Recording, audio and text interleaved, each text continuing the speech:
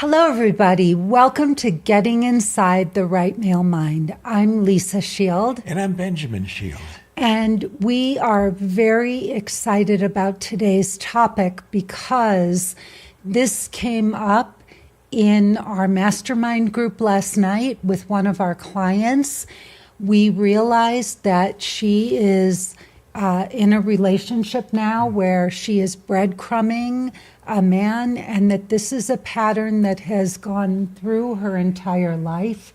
And as we were talking about it, it became a topic that was very, very, very rich for exploration. Yeah. So let's talk first, babe. I want to explain or give a definition of what breadcrumbing is.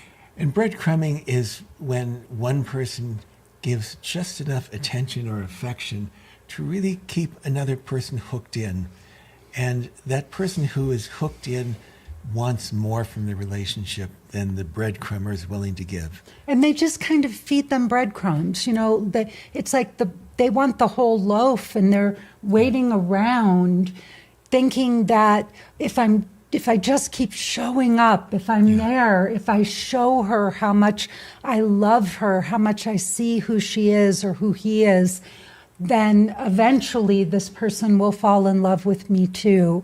And it's this feeling for the person that's being breadcrumbed. The other person knows that they don't have feelings for this person. This person is just a placeholder. And they have no interest in a future. They know that they won't develop feelings, but they keep the other person around and give them just enough attention to keep them hooked. And it's an awful, awful thing to be on either side of this equation. And we've both, many of us have been on both sides of this, where we've really have been infatuated with another person and wanted them to have the same reciprocal feelings. And we've just waited, for a text to come in, a phone call to come in, an email, any sign. And when it comes in, it just hooks us. And we feel, well, they care, they really care. And in reality, the person is just fitting that person into their schedule, when it's convenient for them. Yeah, and our client, what we saw with our client as we started to unwrap the situation was that she didn't even realize that that's what she was doing. There's a man who has very, very strong feelings for her. He's really in love with her, and he tells her constantly how much he loves her. And she thinks that she's being very vulnerable and honest, because she's told him, I'm not in love with you. I don't have the same feelings. I want to be friends. It's okay for us to hang out and for you to hang around. But the problem is that this man keeps saying, oh, I know you're going to fall in love with me. I know it'll happen. You're the only person I want to be with. And she thinks that because she's telling him how she feels, and that's okay because she's let him know. But the truth is, he doesn't want to date anybody else, and he's just waiting until she falls for him. And it's an addictive behavior for both people.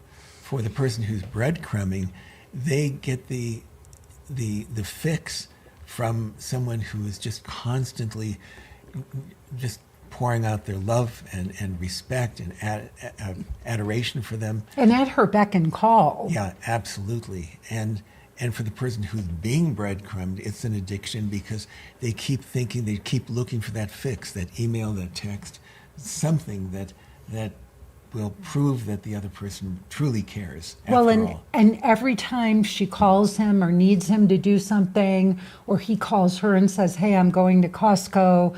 Do you need something? I'll pick it up for you. And she says, oh yeah, it gives him that illusion that she needs him, and that that there are things he can do for her to make her happy. And the truth is, she's on the dating apps. She's dating other people. Yeah, and if she finds someone who she really likes, she would drop him like a hot potato.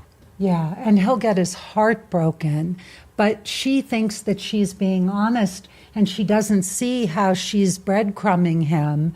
And what happened was, as we started to talk about this even further, she said, well, there's something that you don't know about me. And she started to describe her past, her history.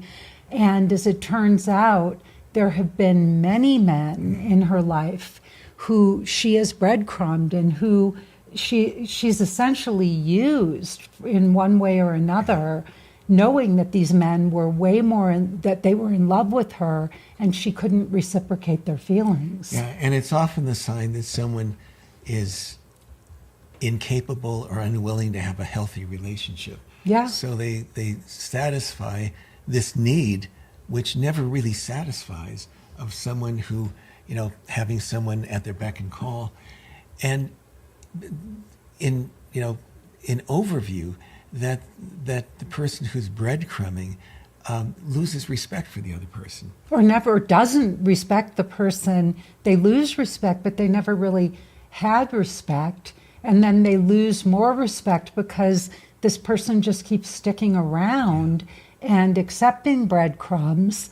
And it's an insidious situation. Yeah. So go ahead. Well, and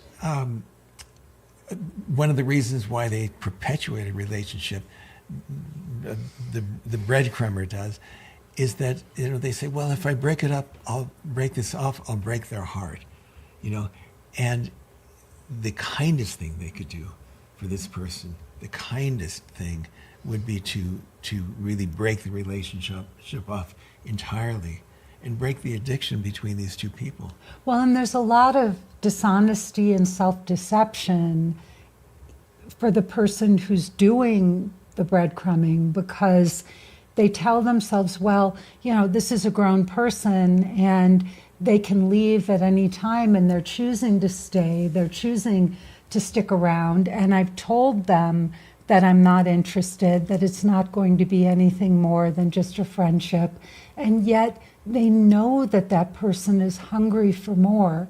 And our particular client said, well, I see the happiness on his face when I give him a hug and how much he loves the attention that I give him. And we don't know when he goes home if he's just completely depressed. And because, he knows in his heart of hearts that she's not into him, that she's holding on to him, and that he's being emasculated, like a puppy dog. Yeah. Just following her around, trying to please her, trying to be a nice guy rather than a kind man. Well, and waiting for breadcrumbs. He's waiting and getting a fix each time she says, sure, you can go to Costco. If you're going to Costco, pick me up some stuff. And then he knows he'll be able to see her and it'll give him an excuse to come over. We had a client who was on the opposite side of this, who was being breadcrumbed. And I want to talk about, for everybody out there, signs that you're being breadcrumbed or that you're breadcrumbing somebody. So let's talk about what those signs are so people can identify if this is happening in their relationship. Well, one thing is inconsistent communication. It's sporadic, it's unpredictable, and it leaves a person wondering where they stand. And it's almost like that Skinner box experiment with the psychologist and the rats, that if they give inconsistent rewards, they get more and more amped.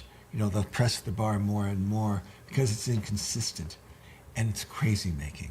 It's crazy making for the person who's being breadcrumbed. And then there are vague promises and there's no future plans. So, what'll happen is the person who is breadcrumbing will just make vague promises, like they'll hint at a future or hint at something, but they won't ever really do anything or set something up or actually make plans. And these breadcrumbers can be true avoidance, or they could be in a relationship. and just trying to have something, a friend with benefits on the side that's completely hidden, and they don't incorporate them. The person who's being breadcrumb, they don't incorporate them. They don't let them meet their family. They don't let them meet their friends, their colleagues. They often keep that person a secret. Yeah. And then minimal effort or investment on the part of the person who's breadcrumbing. Like if you're in a relationship and you're just putting in minimal effort, and so many of you feel this online, right? Where you're online dating and you're communicating with somebody, maybe you're texting back and forth, but it's just, they're putting in such minimal effort, but you're so hungry for love and attention, and maybe this person seems really hot on paper, and so you just keep taking those breadcrumbs, those sort of that Skinner experiment, like you said. It's like they know how to hook you and keep you on the hook, but it's so minimal. It's like, it's just, there's casual plans. You're sort of a filler. They say, well, maybe, we can get together tonight. And then if they don't have other plans, they may hit you up last minute to say, you want to grab a bite or something. But or cancel the date if something better comes up. Yeah, but you just feel like an afterthought. Yeah. And then another one is they just avoid ever having deep conversations with you. Yeah. First, they may not be capable of deep conversations, but they don't want it to go any farther. They're actually afraid that the person being breadcrumbed will say, I'm really not happy with this. This isn't satisfying, because they want to hold on to that person, and they don't want the deep conversation that say, it just, you don't have time for me. We don't make plans. You don't introduce me to your inner circle, and you call me at last minute. I think only when other things fall through or you don't have plans, and it's completely unsatisfying. They never want that conversation. Well, and they also don't want to talk about relationship goals and commitment, so they're avoiding that as well, because they have no intention of forming a relationship with you or having a commitment. So they just avoid having deep conversations. So there are all these constant mixed signals, it's almost like having one arm, inviting and the other pushing away at the same time. And the person being breadcrumb is going to feel both. But, he's always hoping for and holding out for the welcoming hand. Yeah. And then the last thing, and this is a big one to look out for, we alluded to it a minute ago, but you always feel like they're fitting you into their schedule. They're not saying, well, what would you like to do? Or if you have plans, let's say it's the holidays and you invite them to come to your place, with your friends or your family for Thanksgiving dinner. There's an excuse or a reason why they don't want to join you. They never want to do things on your terms or the kinds of things you want to do, but they'll bring you along or they'll fit you into their schedule. And this was a big one with the woman who was being breadcrumbed in our mastermind a couple of years ago. She was always fitting into his schedule. He traveled a lot for work, and he was always busy with this very seemingly important job. And then when he would come home, there would be a romantic weekend or something. And she told herself, well, he cares so much about me. He's so busy. I understand. And when this project is over, he'll have more time for me. Or when the next project or the project after that, he'll have more time. Yeah. Yeah. And he made her feel important when he was there with her. But when he was away, she was in agony. It was agonizing for her. And so she was kind of like a drug addict, back to that addiction piece, where when he was there and they had that wonderful weekend together, she was elated, but then she came crashing down when he would go away, and she would have to micromanage her feelings and try to pretend like it wasn't hurting her as much as it was, but it was always on his terms. And because there's no real conversation about the relationship, that I think there's always that aspect in the back of a person's mind: is he seeing someone else, or is she seeing someone else? Yep. So it's really important to have compassion for both sides. We don't act out in these ways necessarily to be mean, even though the behaviors can seem mean and thoughtless. It's so important when somebody has very strong feelings for you that you cannot reciprocate, that you cut that relationship off and let it go. The kindest thing you can do for somebody who is in love with you or feels romantic feelings towards you that you cannot reciprocate is to let that person go, because they will always be waiting for an opportunity that's not going to come. Let's talk about the person who's doing the breadcrumbing. Why do they do it, honey? Well, often they have a fear of being alone, and often they're addicted to having people just admire them without really showing their true selves. They play at this superficial level to keep someone hooked in, but it's never really the real person. Whether they know who they are or not, they just don't show it, whether they're capable or not capable of it.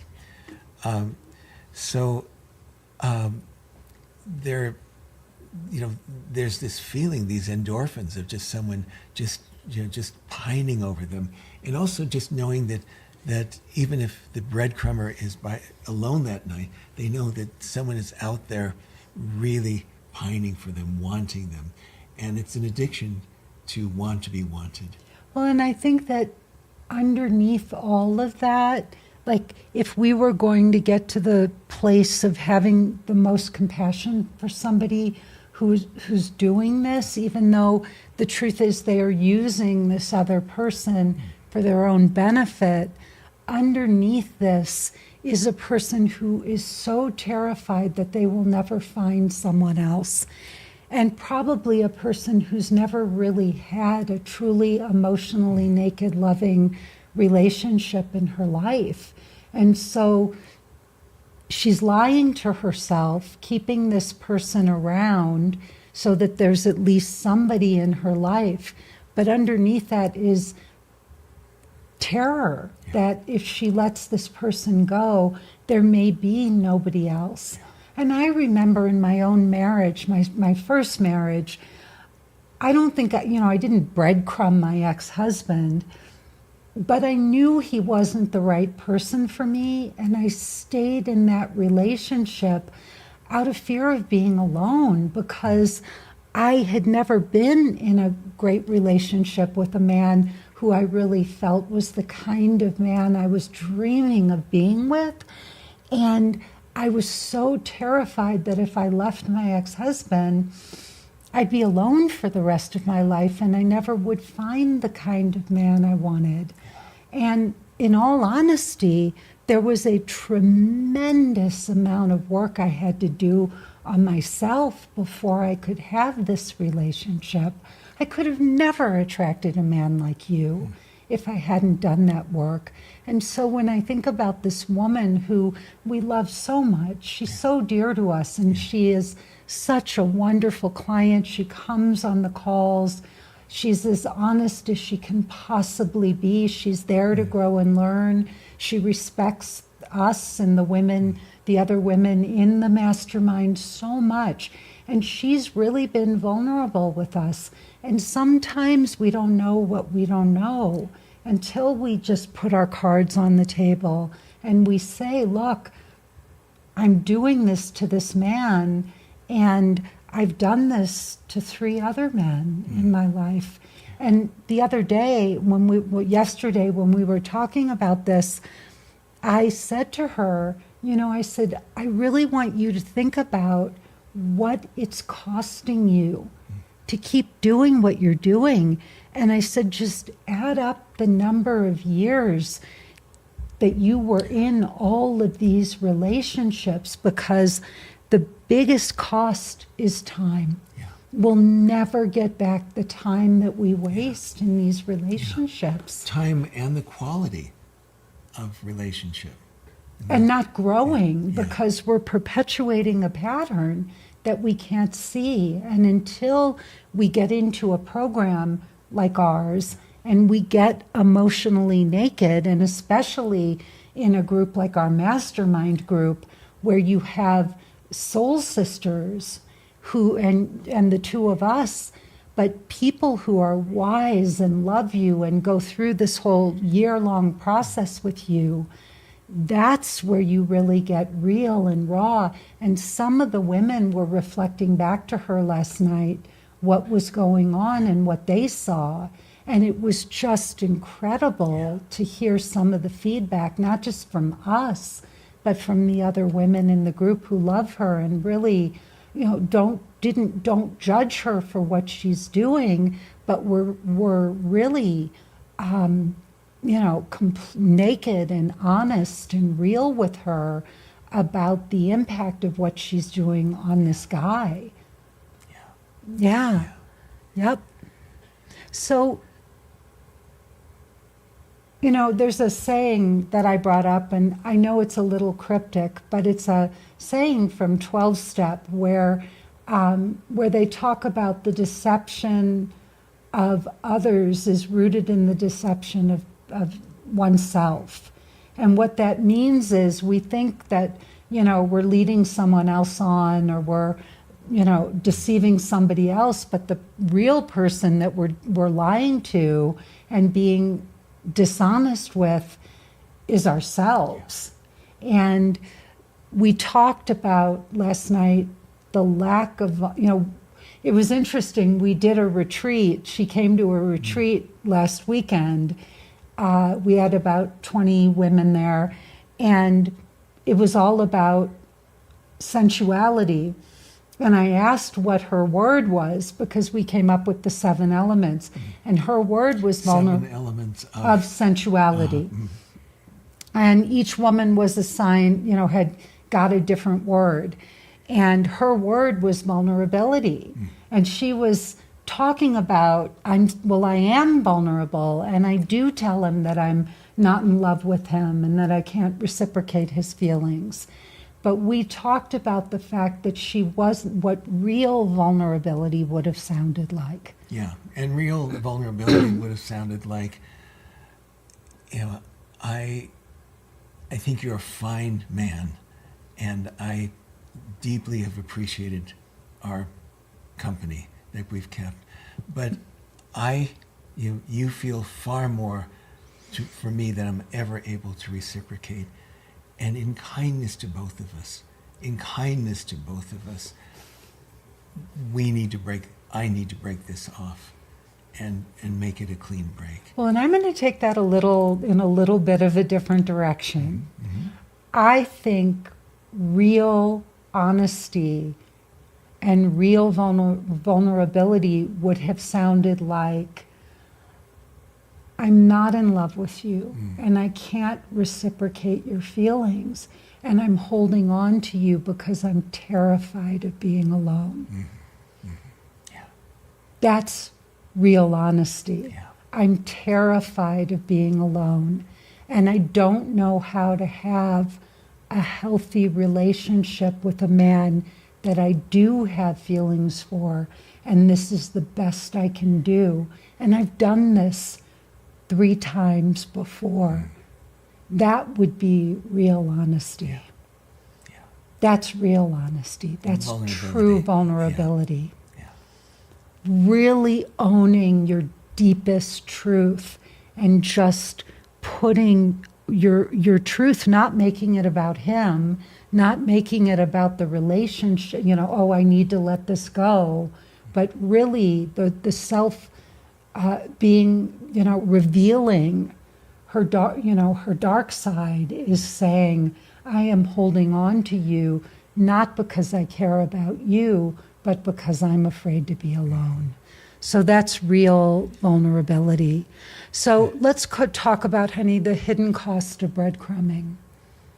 Well, first, it's about self-deception of really both for both people, the breadcrumber and the person who is being breadcrumbed. They're both living in a fantasy world. One is that they're kind of in a relationship with the person they're breadcrumbing, and they're making them happy, and that's a deception. And the person being breadcrumbed is having the self-deception that this is enough, and I know it's going to be more. Yes. So it's like saying, well, he's fine with this arrangement, and I've told him how I feel. So that's the lie, right? That's the lie. That's the deception. And as I said, real vulnerability goes deeper, and it's saying the uncomfortable truths to both the other person and ourselves. Yeah. And it keeps both people stuck.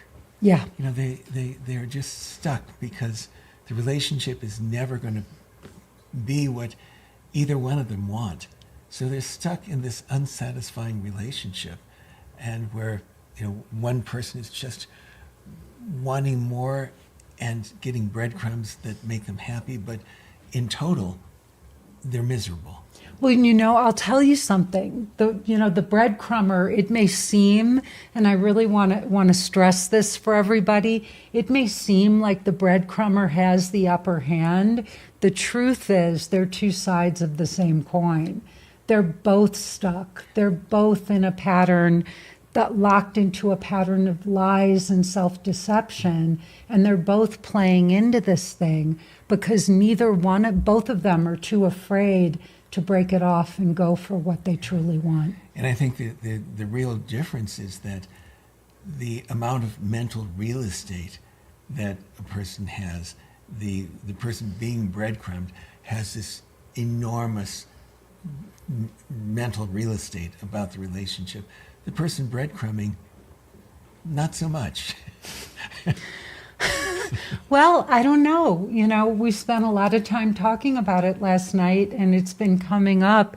And this particular client keeps saying, I know I need to break this off. That's true. So I think that there's some agonizing on her part, too. That's true. I think it goes both ways, even if the person who's doing the breadcrumbing has the illusion that they have the upper hand. I'm not sure that that's so true. Yeah. So why does it keep us stuck, honey? Well, it keeps us from having the relationship we would ultimately want, a healthy relationship, rather than a very unequal, unbalanced relationship. Yeah, and emotionally naked dating means fully committing to your true path. Breadcrumbing detours you from that path. And this came up last night in our conversation. In our program, the goal is the moment you realize that somebody isn't right for you, you cut that relationship off, because it is an act of love to let somebody go if you know you cannot reciprocate their feelings, and move forward so that they can also find what they're looking for. Yeah. And in the dating world, if dates go on to 3, 4, or 5 dates, and one person realizes that they're not that into the other person, but the other person really is into the other person, that what they feel is kindness, they don't want to break it off, and it just gets more and more and more involved and more imbalanced. Yeah. So we've talked a little bit about this, but, breadcrumbing hurts the person that we're keeping around because you're using this person as an emotional stand-in. Yeah. Like a placeholder.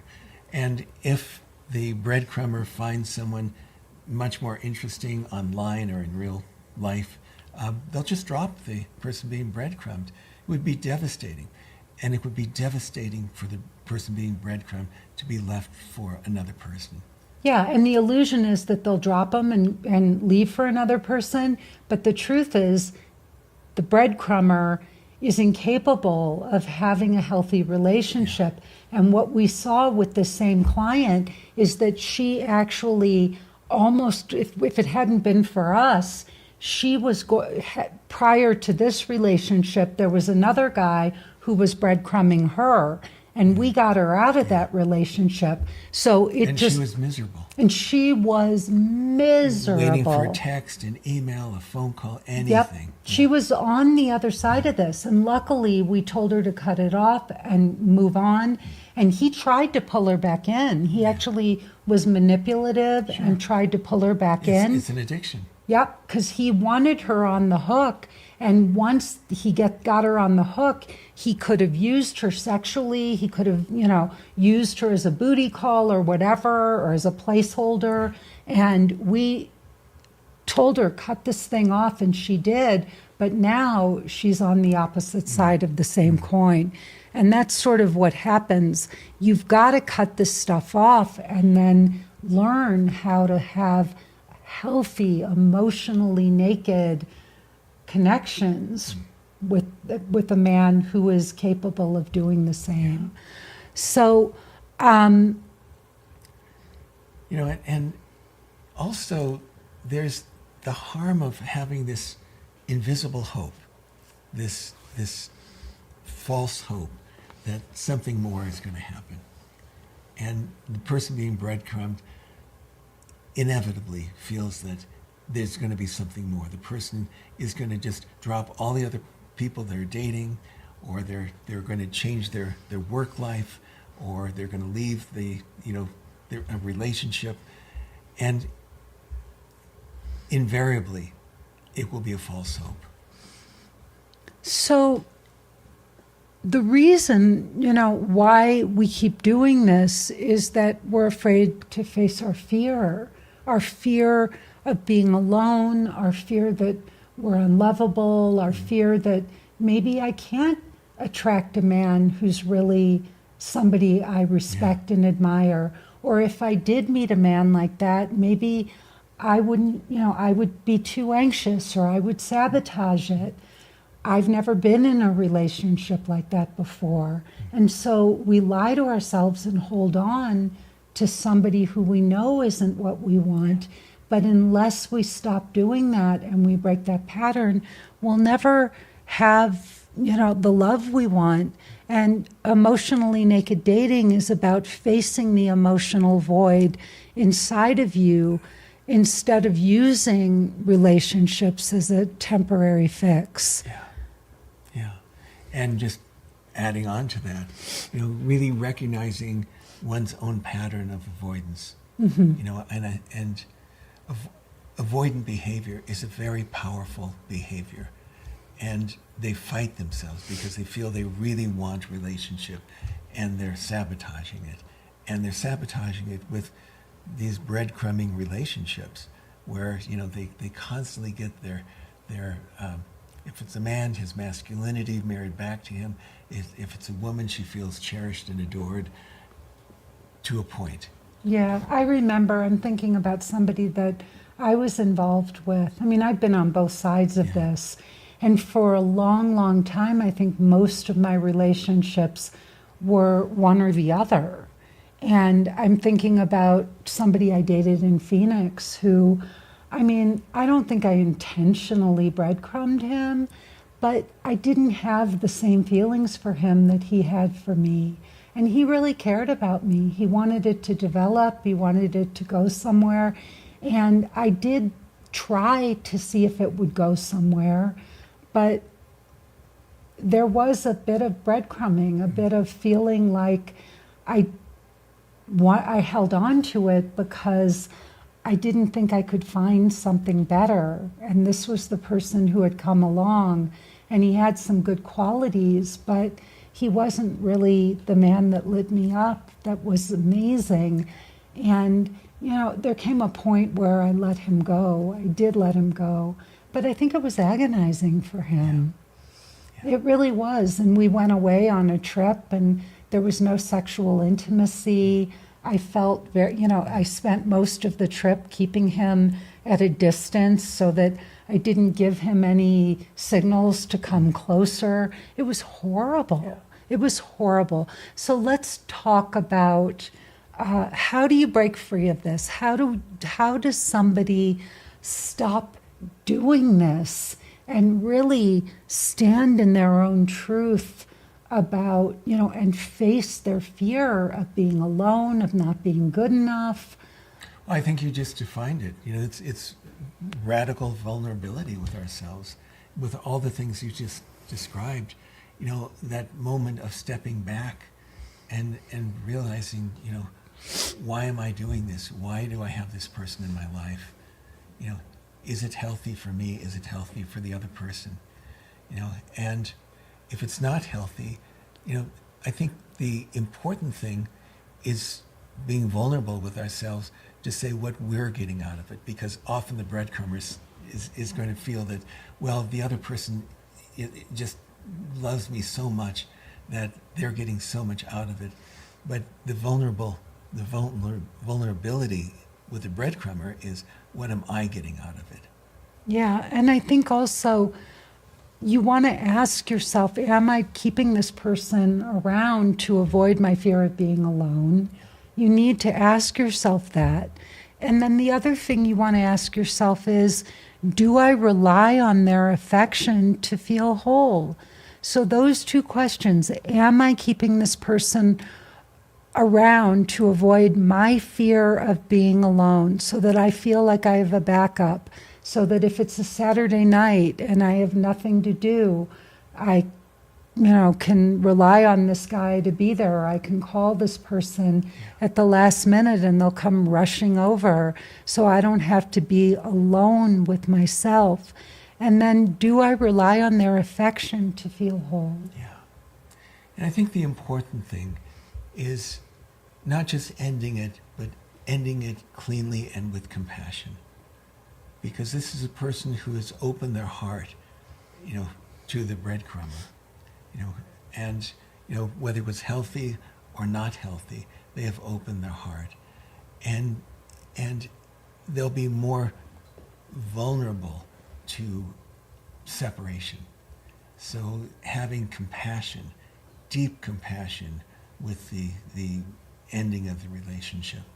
So I'm going to put a little asterisk here, and I am going to say that when you end it, it has to have a sense of finality. Oh, finality, absolutely. Absolute finality. It is cruel. There's no, let's get together and talk about it, let's have dinner and talk about it.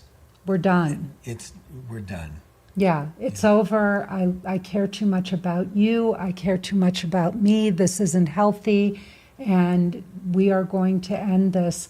And I won't, if you contact me, I will not respond, not out of cruelty, but out of kindness, because I cannot reciprocate your feelings, and it isn't fair to keep going.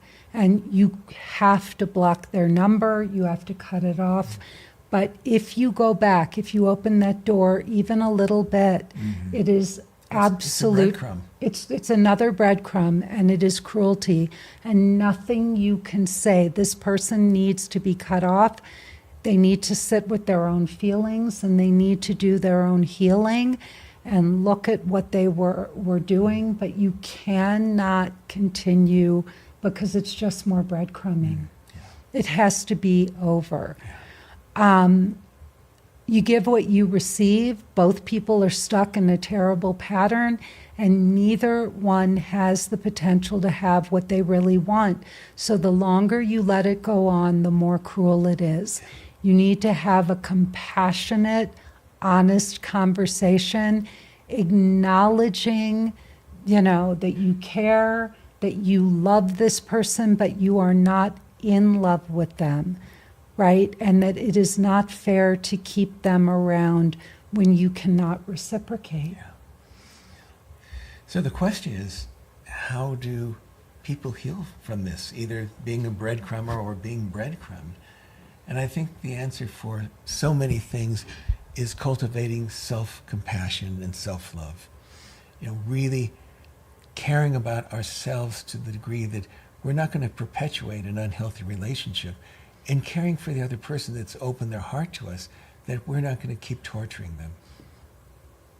So you've got to, if once this is over, you really have to spend some time looking at what you did here and why you led this person on, why you've held on, and actually go back and look at past relationships and ask yourself, was I breadcrumbed or was I being breadcrumbed in all of my past relationships? Because you may find, like our client did, that many or most of your relationships have been one way or the other.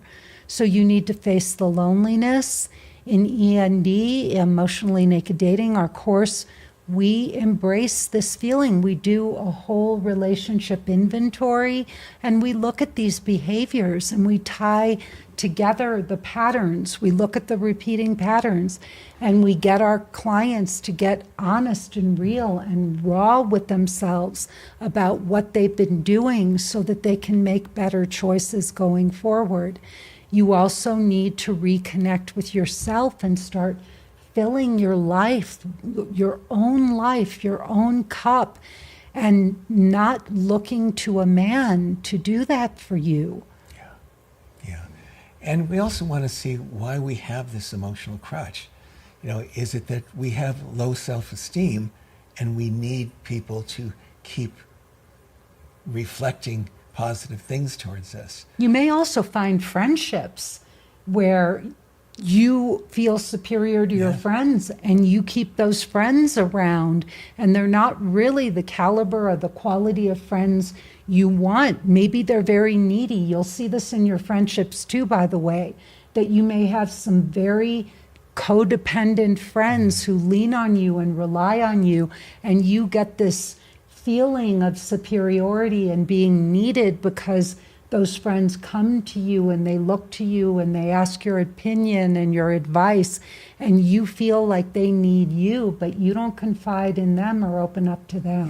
Yeah. And there's an element of not respecting the other person. Yep. Of using them, but seeing them as weak, dependent, needy. Yeah, and it may be very much the same dynamic as you have with men. So you need to look at that. In fact, the word that came up last night with our client, and she said this repeatedly, was, I think I'm codependent. And you see this sort of inequity in codependent relationships where one person, where they're based on needs and neediness and they're not equanimous, they're not equal. So that's something to really look at, really look at. So you have to stop the use of others as emotional stand-ins so that you can open up to real connection, real equal relationships that are based on equal give and take, equal respect, mutual caring, and not this hierarchy where you're more in control if you're the breadcrumber. And a lot of you who have been breadcrumbed a lot, you're going to find in your friendships, you probably have friendships where you have somebody that has more of the power and control and you feel inferior to that person. Or vice versa. Yeah. It's because we can be both depending on the relationship.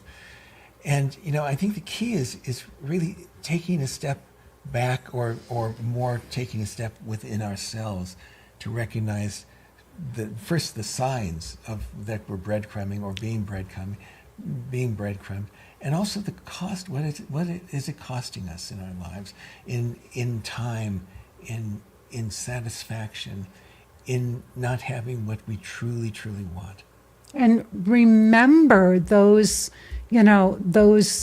ways, the signs that you're being breadcrumbed: inconsistent communication, vague promises, and talk of future plans, minimal effort or investment, avoidance of deep conversations, constant mixed signals, and fitting you into their schedule. So remember, if you're feeling those things and you're constantly feeling like, it's never about you. You're never the priority. You're being breadcrumbed or you're breadcrumbing somebody. All right. How do we heal the void? Well, through cultivating self-compassion and self-love, seeing that, realizing that we're often in a relationship as an emotional crutch on either end of the breadcrumbing, but particularly the breadcrumber. And here's a big one. The person who is going to heal fastest, the person who is going to walk away most empowered from these situations is the person who chooses to walk away first. So whether you are being breadcrumbed or you are the breadcrumber, the person who really has the courage to see the writing on the wall and actually make the decision to end this is the person who is going to move forward faster. So the power lies in being the one who has the honest, loving conversation and cuts it off and doesn't look back.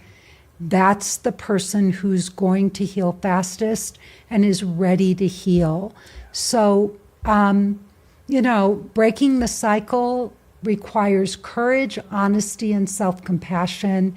And you need to look at this and see this as an opportunity to grow, an opportunity to stand up for who you are, to take the high road, to end this vicious cycle of abuse on both sides, allowing yourself to be abused or being abused, and cut this thing off and see it as an invitation to grow, to heal, to move forward toward the guardian of your soul. So if you want to learn more about how we can help you, you want to go to lisashield.com. You want to click the button all over my website to watch my free presentation. And we really encourage you to watch it, to see the whole thing. And then at the end, sign up for a breakthrough call with a member of my team to discuss how we can help you stop being used and abused or using people to fill that void inside of you. But we want to help you heal and move away from these damaging cycles, break them so that you can find the guardian of your soul. Honey, thank you for being here. Oh, it's my pleasure. It's a lot of fun. I love you. I love you. And we look forward to seeing you next time. Remember, go to lisashield.com and watch my presentation. And please tell your friends, your sisters, your brothers, your aunts and uncles, your mothers, your fathers, everybody you know about this broadcast. And also look for my other broadcast as well, Finding the Guardian of Your Soul. Please come back and see us again. Bye-bye. Take care.